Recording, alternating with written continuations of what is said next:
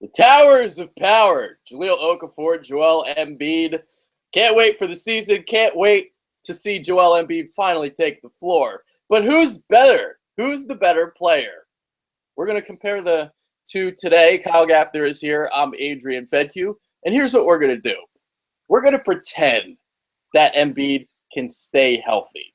All right? Because I know he's been hurt, to start his career. But we're going to pretend that he's healthy, and we're going to, discuss who is going to have the better career. So with that being said, let's bring Kyle on.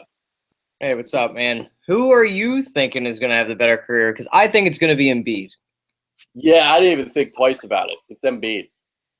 Definitely. Yeah. Just everything he has to offer. You've seen it, even though it's a small sample size, you've seen what the kid can bring. He was dominant in college before he got hurt. Yes, we've all seen the workouts on YouTube and the little clips and tidbits that we've seen over the internet that have been leaked. He looks exciting. Yeah, it's only one-on-ones. We'd like to see a little bit of the 5-on-5 going on, but the potential is just there. The kid looks incredible. He can shoot. He can dribble. He can play in the post. He can play defense. He can run the floor. I could just keep going. The best part about his game is, normally from 7-footers, you don't see the smoothness, right? Like a lot of these 7-footers, they play very, very stiff. They're stiff men. And Embiid is you can see the agility, and there's nothing stiff about him at all. Very fluid. Yes, that's the word I was looking for. Yeah. See, we're still in the early afternoon stages. I'm just not with it right now. That's all right. I know what you were saying. You're right, though. They're very stiff, but the way he could just take it from the top of the key, go all the way down to the block. He's got some dribble penetration. It's very exciting, and that's something Okafor does not have. He is one of those 7-footers that is stiff. He's very stiff in his game. He's got great moves on the block, but he's not a guy I can think that could take it from the top of the key or the top of the three-point line and kind of orchestrate and go all the way down, kind of like LeBron can at his size. I also believe that Okafor is just a little bit overrated, just a tad, and that's another reason why I would take Embiid over him. But I'll say this about Okafor. I mean, obviously, we love the post moves. I mean, he's unbelievable down there. But the problem with him is it's hard to build around a guy like that. And luckily, they have a guy that they can with Embiid. But you look at a guy like Okafor, right? He's a 5 who can't defend the rim. And as a 5, you have to be able to defend the rim in this day of age. And, to play alongside him, you need a guy that can also space the floor and protect the rim. So you need a stretch 4 that can protect the rim.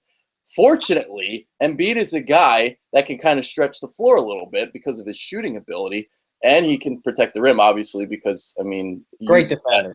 Using that athleticism, he can block shots. So Okafor, the defense just isn't there right now. And even in the post, I'll say this.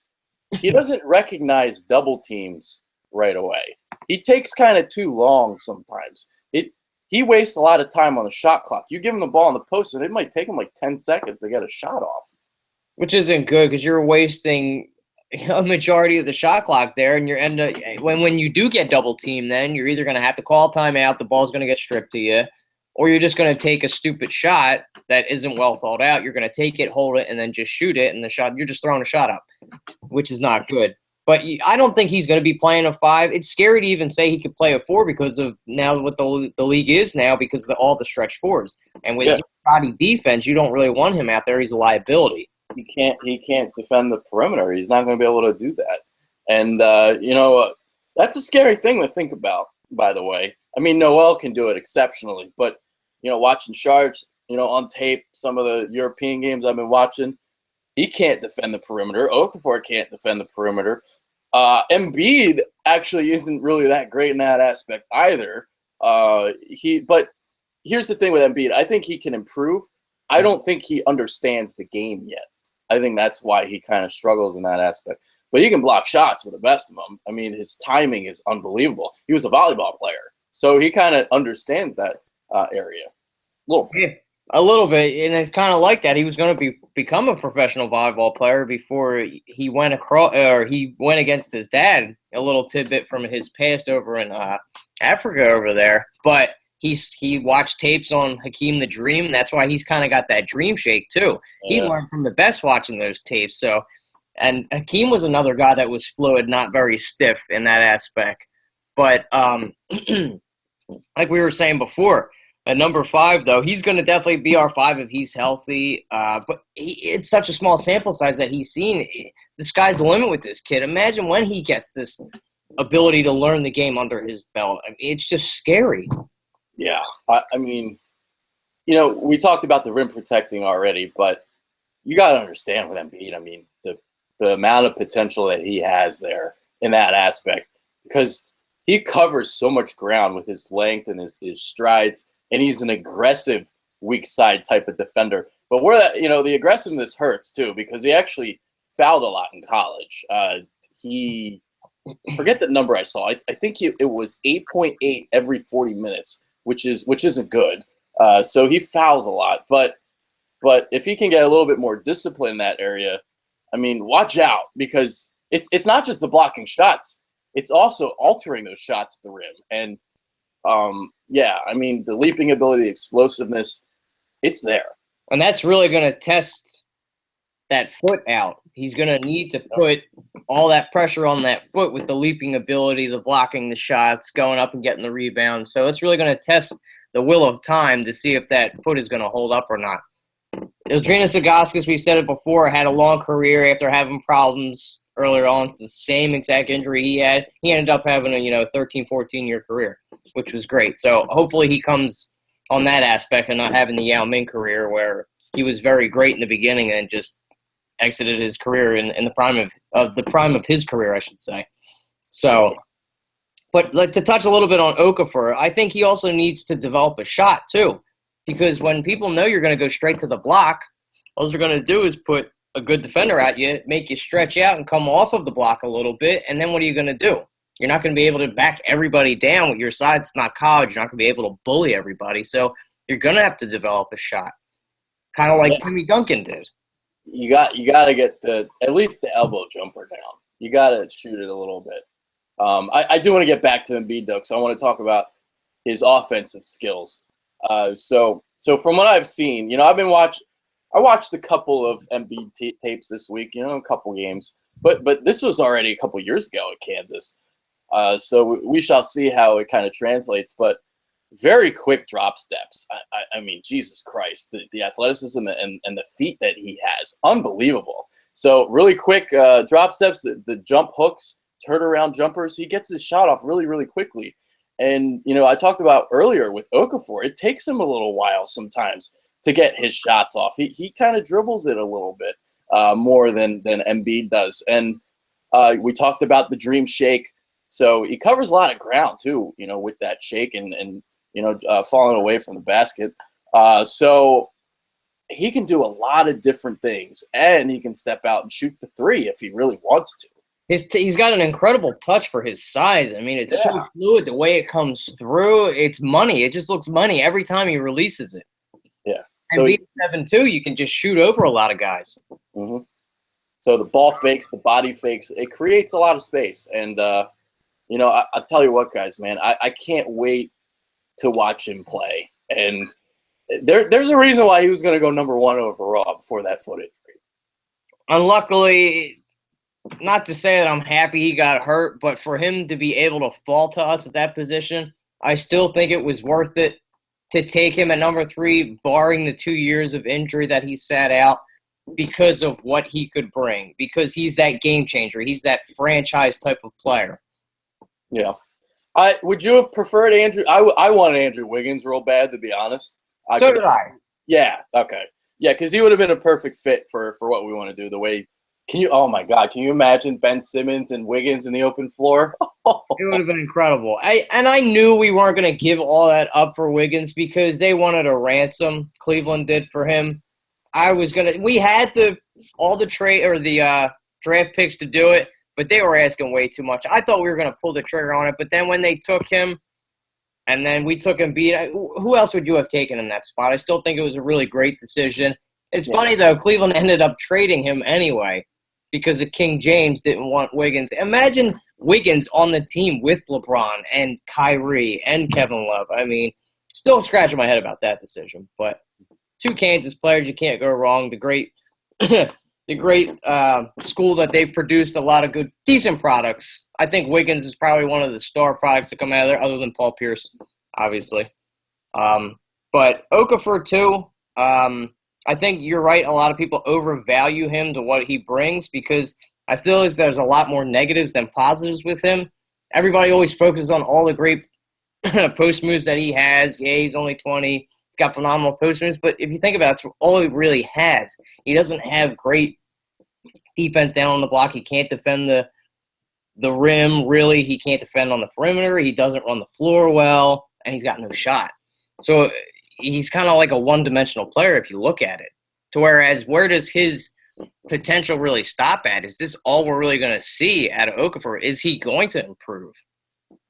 He's got to get better with his defensive awareness. I'll say that because in like pick and roll situations, he's so late to recognize the role and just I don't know.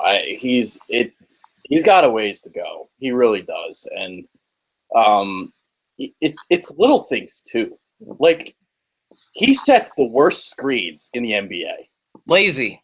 He's so lazy. It's I don't want to make it seem like we're talking shit on Okafor, but we are nitpicking here because we're trying to make some points about why Embiid is a better prospect. But because we've been raving about Okafor, I do think he's just a tad little overrated, like we're talking about. But he's still a guy you don't want to trade either. So I see him being as like a 20-8 guy. I don't think he's a double guy. I don't think he can rebound the way he can't rebound either. No. Yeah, say like an Embiid is going to. So, and what's funny? I saw stats about how the Sixers were actually more efficient with Noel on the floor rather than Okafor. That was interesting to me.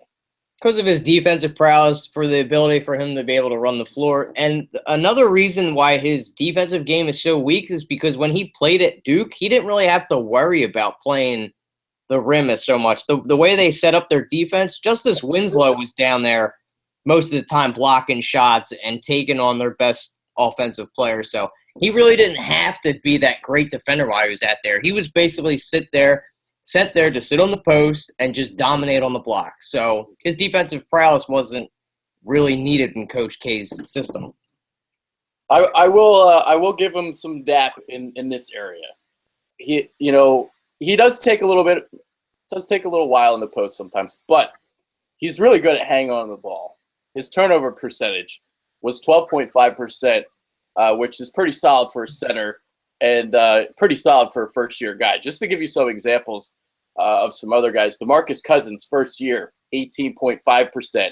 Shaq, 15.9%. So he understands the game. He understands the intricacies of playing in the post.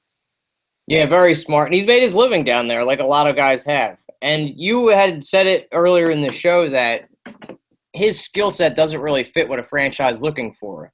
In this era, I feel. In this era, I feel it's not. He's a dying breed. His skill set is just not what it's meant to be in this day and age, which, 20 years ago, somebody would be salivating over a guy that had these moves in the post. And it's kind of amazing how the game has changed over that little bit of time. I mean, it wasn't that long, not even 20. I would even say 10 years ago. I mean, when you look at the 90s, when it was all those guys, Hakeem Olajuwon, Patrick Ewing, the game was built around centers. Yeah, it is, and now it's more of a guard heavy league anymore, with being able to shoot, be able to pay. It's a point guard league now. If you don't have a dominant point guard, you really don't have a team that's going to be able to dominate. It's funny how it flip-flops. All right, so I'll make this point now because he's going to have Ben Simmons getting him the ball, and speaking of those efficiency ratings, his ratings went way up when Ish Smith was on the floor, when Ish Smith came over. So getting him a good point guard is going to make a difference. Crucial. If that's what, and I think he's definitely going to be playing point. I hope he is. We all are thinking that, and we're all wishing that too. That definitely Ben Simmons is going to be running the point. They haven't made that acclamation yet, but I think he's really going to thrive with being able to be fed because Ben Simmons is so much more advanced at passing than Ish Smith. I loved Ish Smith too. He was a decent point guard, definitely a backup point guard, but he was a pass-first point guard, obviously, is what you need in this system. And for him to be able to get to his spots and Ben Simmons just be able to feed the ball, it's going to be so exciting to watch. I think he's going to flow better with Embiid anyway because his ability to stretch the floor and his post moves. Man, I mean, if he stays healthy and Ben Simmons, that's your building blocks right there. Yeah, so there it is. Exciting. Yeah. So, and something else to be excited about. The Olympics are back. And, Rio 2016. Tonight, we're seeing Dario Saric. I hate saying it like that because I sound like a fucking drunk fool. Dario Saric. But he's playing tonight against Sergio Rodriguez. So make sure you stay and watch that. NBC Sports Network, 6 o'clock. I'll be ready to recap tomorrow morning for Philly Influencer. So, but that should be exciting. Getting to watch some Saric versus Rodriguez, and the two teammates that are going to be playing against each other, for the Olympics. Sergio Rodriguez, you get to see some of his ability. Much like I feel like he's a very prolific passer. He's definitely a guy that's going to be running the point for his size. And then Saric, another piece to add that we've been waiting for this season. There's so much to look forward to this season with all these new faces. You got Ben Simmons, you got Embiid, you got Saric, everything. 2014 is finally coming together. Yeah. And that'll probably be our show next week. We'll talk a little Saric. So, scout him a little bit. Before he came over, I didn't really watch any of his stuff. I mean, I saw some of the highlights, but again, if you guys know me, I don't care about highlights because I got to see strengths and weaknesses. So, I've been liking what I'm seeing. He's a guy that doesn't do anything great, but he does a lot of things well, and he knows the game. He's very smart out there. He likes the mid-range game. And kind of pulling up for the jumpers. He's got to work on his post moves. So he's the complete opposite of Jahlil Okafor. He turns the ball over a lot in the post. But he's a really good passer. And he's like Simmons, too, but in the aspect that he can grab a defensive rebound and go down the floor. But he's not as explosive in the open floor as Simmons. Yeah, he's not fluid. He's kind of a stiff guy, but we don't need him to be efficient in the post because of all those guys that are going to be down there scoring in the post anyway. You got Embiid, you got Simmons, obviously, Okafor, guys that make their living down there. So I want a guy that can have a little bit of a mid-range game that can shoot. We need shooters on this team. Yeah. He's not going to bring a lot of defense, though. That's okay. We're not there yet. You slowly got to build this as we go. It's not all going to come together as one. Yeah, we're going to have the passing and the running and gunning, which I'm so psyched for. I love the 04-05 Suns with their running and gunning. They play no defense, but if they did, they would have won multiple championships. So I feel like that's the direction we're going in with the running and gunning. I mean, Steve Nash, one of the best passers I've ever seen. Yeah. Much like Simmons is going to be our passer of this era, much like Steve Nash was for Dallas and the Suns, bro. You got a bro in there. All right. Any final thoughts? Because I got to head out. I got to cover the fucking Soul tonight. I'm not really excited about it, but I don't know how you're not containing all this excitement to cover arena football. I mean, God, playoffs. I can care the fuck less. Playoffs. You talk about playoffs, but final thoughts. I'm trying to think. Do you have any final thoughts? Because I'm trying to think of. I'm not going to do afternoon shows again. I am just too tired. That's your final thought? Yeah. No more afternoon shows. I feel like, maybe our show is probably better than I think it was, but I feel like I didn't bring it as much as I should have.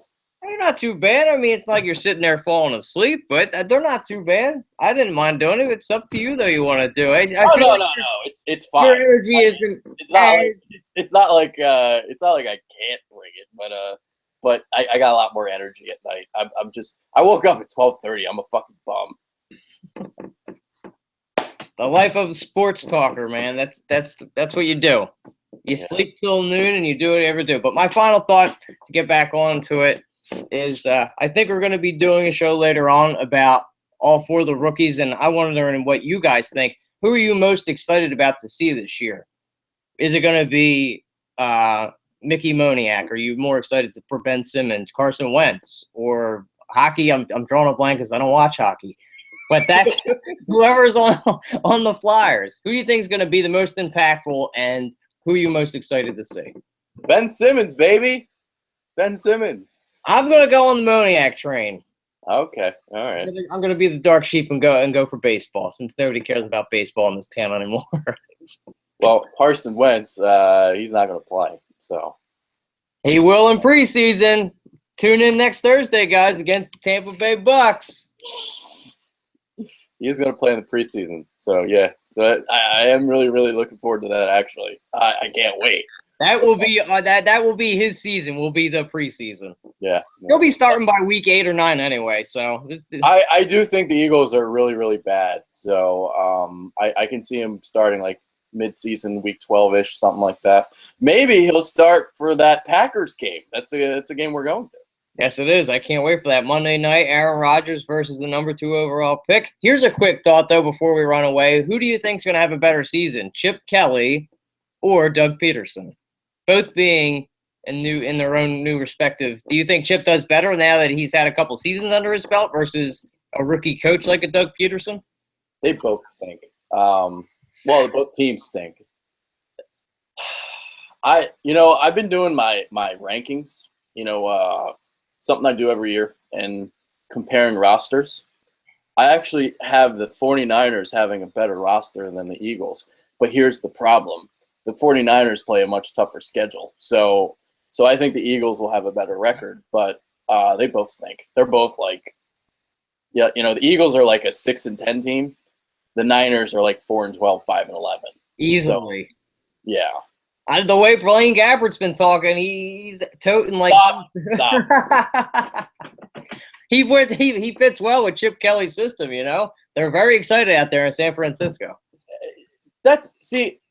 I don't know what the fuck Chip is thinking by not starting Colin Kaepernick. If they really start Blaine Gabbert, that's dumb as fuck. I agree, and I'm a Jacksonville fan, as you know, and Blaine Gabbert is a complete scrub. The dude has been shattered since he came in the league in 2010. How do you pass up on J.J. Watt and take Blaine Gabbert? Are you kidding me? Come on, man. He sucks. He's awful, but so does Kaepernick. He's a bum, too. And I would take Blaine Gabbert over Kaepernick. Well, I wouldn't. Because Kaepernick, what he can do in that offense, I mean, even if they don't throw a goddamn pass all season, the way you can run the read option with Kaepernick and Carlos Hyde, fuck yeah, dude. I don't give a fuck if Kaepernick gets hurt. Blaine Gabbert's a scrambling quarterback, too. He made his living at these. Come on. They're not on the same level. I'll tell you, I'd take Blaine Gabbert. Kaepernick is overrated. He is overrated. So Blaine Gabbert is fucking Blaine Gabbert. It's funny, though. Chip Kelly, for being known as this guy that has a scrambling quarterback, has never had one in his system, and it doesn't seem like he wants to take that route ever. Well, I'll say this. That's the biggest misconception about the system is that it's the zone read sort of stuff. It's, you only need a quarterback that is smart enough to take those yards when it's there. So when that defender, crashes down and that opens up the running lane there for the quarterback, that's when he goes. I mean, Nick Foles is by no means a scrambling quarterback, and he was able to, run the zone read to perfection that one season there. So Sam Bradford even gained some yards, even though he didn't really run it that much. For being such a guy, but he's got the pieces in the running backs over there in San Francisco. I'm interested to see who has the better season. I'm gonna have to go with Dougie Peterson, even though it's a skeleton roster here in Philadelphia. But yeah, they have literally nobody in San Francisco. Navarro Bowman is really the only, and Carlos Hyde's decent, but Navarro Bowman's the only guy I can really think of that is a star player on that team. Well, who's really a star player in the Eagles? Malcolm Jenkins, Fletcher Cox. Who else? Yeah, there's not much. There's no really star-studded player yet. I think Jordan Matthews, at the end of his career, is going to be a really solid player, but not to say he's going to be a number one. But you're No. right. There is no stars on this team. I mean, there's a bunch of solid. All right, we're fucking going. I know. And I gotta go. So Okay. so That will be another show for another time for the Bitter Birds with Mike Owens and Jeremy. yeah, Mike Owens and Jeremy. Well, I'll tell you what, Jeremy definitely thinks the Eagles will be better than the Niners because he hates Chip Kelly, and Mike and I are both. Mike and I were like the two guys that probably the only two guys in Philadelphia that didn't want Chip Kelly fired. Yeah, but Burton's letting his fandom get in the way of his judgment. He's letting his passion for his team get in his way, I feel. Just for hating Chip Kelly, I feel he thinks that they're going to do worse. And then he's just being the diehard fan that he is and thinking that they're going to be better than they are. I don't see them being a 7-9 team. I see them being a 5-11 team. If For the Eagles? Yeah. Oh, God, the Niners? I don't think the Niners will win 2 games this year. Oh, wow. Oh, wow. I mean, I wouldn't be surprised. Yeah, people aren't going to like this. I have the Eagles roster ranked as the 3rd worst in the NFL. It is. Think about it. Bad fucking team, dude. Terrible. So, yeah, you're not going to get biased opinions from me. I'm as non-biased as they come. It's the way you got to be. Yeah, so people aren't going to agree with that. But here's the thing. They play in the NFC East, and the NFC East is so fucking bad, you can get 6 wins in your sleep. And still make the playoffs. Oh, Jesus. Oh, man. All right, yeah, I got to get out of here. All right. Later. Kyle Gaffner, I'm Adrian. Thank you. We just spent 10 minutes talking football on a Sixers show. Oh, we're fucking awful. Later, guys. Later.